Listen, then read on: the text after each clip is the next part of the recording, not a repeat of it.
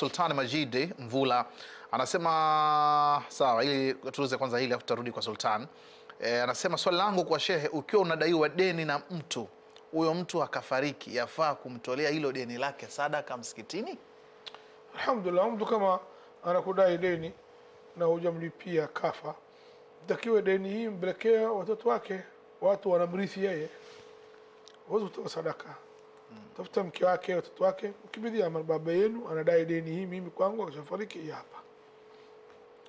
Kama mtu anakudai deni, anakuja Dar es Salaam, anakaa Arusha si wapi, anafanya biashara, kafa, umesikia au umesikia kafa, hujui namba ya mke wake, hujui si nani, umetafuta watu wake, umekosa, kuna njia, hapo ulama anasema unatoa sadaka kwa niaba ya maiti.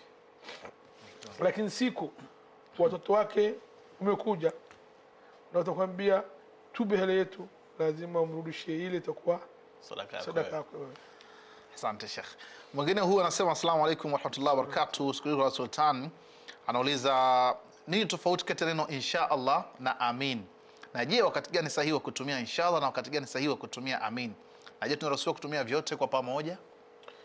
Insha Allah maana yake kama Mungu atataka. Na kusudia kama kitu, na kusudia kitu ambaye future ghaib. Mwambie Sheikh Fatma kesho Sheikh tuna kipindi tena, mimi nikwambia insha Allah. Mungu anasema usiseme kitu nafanya kesho mpaka useme insha Allah. Wala taqul li shay'in fa'il dhalika ghadan illa an insha Allah. Useme insha Allah kitu ambaye future hujui wewe utafika ufiki. Maana hujui kifo malakal maut hakupi notes. Kama mtu anakutoa nyumba sinakupa notes miezi mitatu, malakal maut hakuna notes, inakuja muda yote nachukua roho yako. Sasa hapigi hodi. Ama amin maana yake kama mko katika Uislamu, si maana nzuri. Tunaabudu sisi Mola wako na Mola wa baba zako. Sasa Yaqub nani? Yaqub bin Ishaq bin Ibrahim. Sasa Ibrahim babu yako bita baba hana shida, si maana nzuri.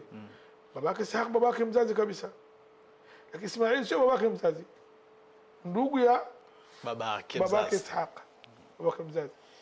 Sasa umeita abaika.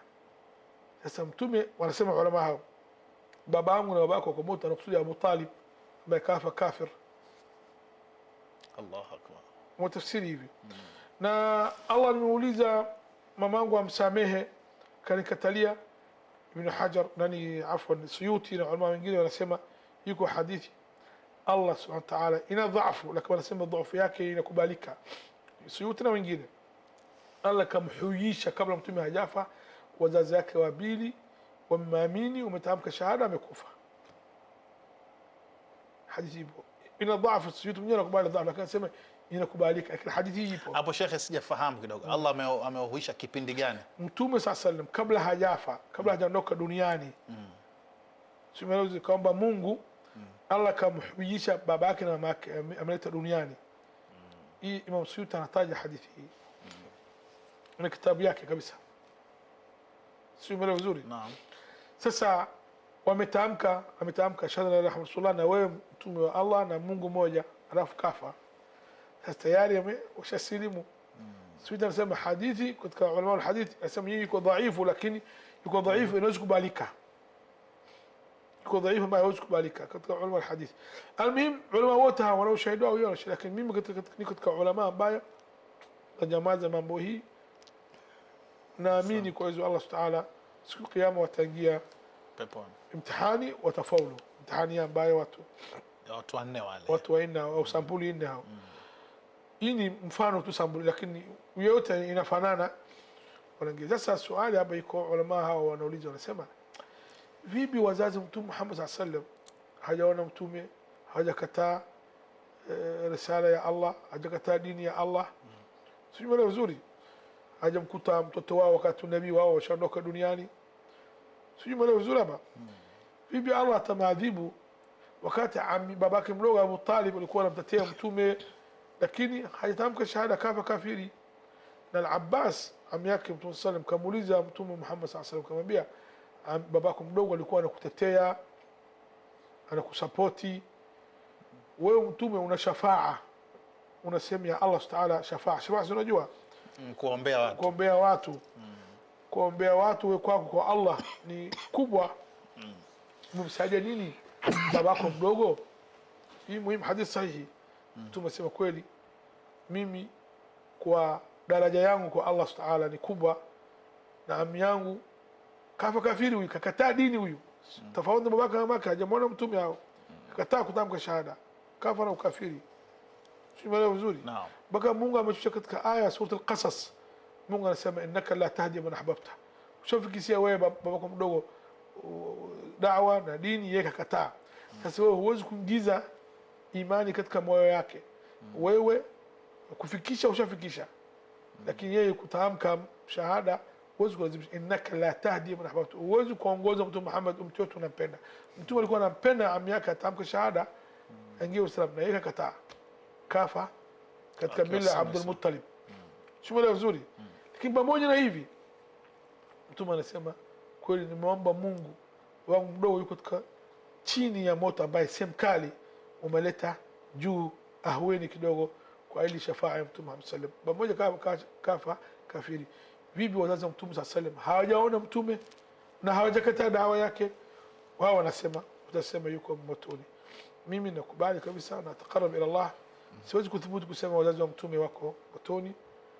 Mambo hivi nyamaza, lakini naamini kama Ibn Hajar na wengine naamini watabiti mtihani siku ya watafaulu na watangia peponi. Wallahu a'lam. Samani mistaki ongeza, lakini umelazimisha swali naongee mambo hii. Wallahu a'lam. Na uzuri tumepata elimu kubwa Sheikh, kwa sababu hili swali pia hata sisi staff wa Kishki TV tulikuwa tukipishana kati yetu, lakini naamini kwa staff ambao wanafuatilia pia kesho tutapeana faida, na wale ambao hawajakuepo kuna kitu tutakuwa wamefahamu. Ndugu yetu huyu anaitwa Sultan Majid Mvula anasema, sawa, ili tuulize kwanza hili afu tutarudi kwa Sultan. Anasema swali langu kwa shehe, ukiwa unadaiwa deni na mtu, huyo mtu akafariki, yafaa kumtolea hilo deni lake sadaka msikitini? Alhamdulillah, mtu kama anakudai deni na hujamlipia kafa, takiwa deni hii mbelekea watoto wake, watu wanamrithi yeye, huwezi kutoa sadaka. Tafuta mke wake, watoto wake, ukibidhia baba yenu anadai deni hii, mimi kwangu akishafariki hii hapa. Kama mtu anakudai deni, anakuja Dar es Salaam, anakaa Arusha, si wapi, ufanya biashara, kafa, umesikia au umesikia kafa, hujui namba ya mke wake, hujui si nani, umetafuta watu wake, umekosa, kuna njia, hapo ulama anasema unatoa sadaka kwa niaba ya maiti. Lakini siku watoto wake umekuja na utakwambia tube hele yetu, lazima umrudishie ile, itakuwa sadaka yako wewe. Asante Sheikh. Mwingine huyu anasema asalamu alaykum wa rahmatullahi wa barakatuh. Sikiliza Sultan anauliza nini tofauti kati ya neno insha Allah na amin, na je wakati gani sahihi kutumia insha Allah na wakati gani sahihi kutumia amin, na je tunaruhusiwa kutumia vyote kwa pamoja? Insha Allah maana yake kama Mungu atataka, na kusudia kama kitu, na kusudia kitu ambaye future ghaib. Mwambie Sheikh Abu Fatma kesho Sheikh tuna kipindi tena, mimi nikwambia insha Allah. Mungu anasema usiseme kitu nafanya kesho mpaka useme insha Allah. Wala taqul li shay'in fa'il dhalika ghadan illa an insha Allah. Useme insha Allah kitu ambaye future hujui wewe utafika au ufiki. Maana hujui kifo malakal maut hakupi notes. Kama mtu anakutoa nyumba sinakupa notes miezi mitatu, malakal maut hakuna notes, inakuja muda yote inachukua roho yako. Sasa hapigi hodi. Ama amin maana yake kama unaomba dua au mtu anaomba dua, amin maana yake Mungu mkubali dua yetu. Amin maana istajib ya Rab, Mungu tukubali dua zetu. Naam.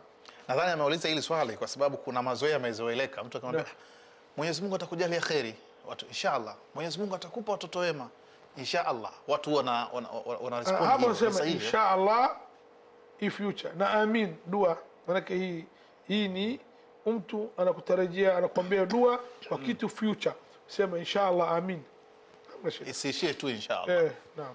Haya, asante sana Sheikh. Mwingine huyu anasema asalamu alaykum wa rahmatullahi wa barakatuh. Swali langu Sheikh, anasema mwanamke anaruhusiwa kunyoa kipara? Alhamdulillah, hapana. Mwanamke kawaida yeye nywele yake ni mapambo ya mbele ya mume wake, mbele ya kina mama. Ni kawaida yake hawezi kunyoa kipara, isipokuwa kama ina shida na ugonjwa au kunyoa baadaye wanaambia nywele kutoka kwa nyingi bila sababu haifai.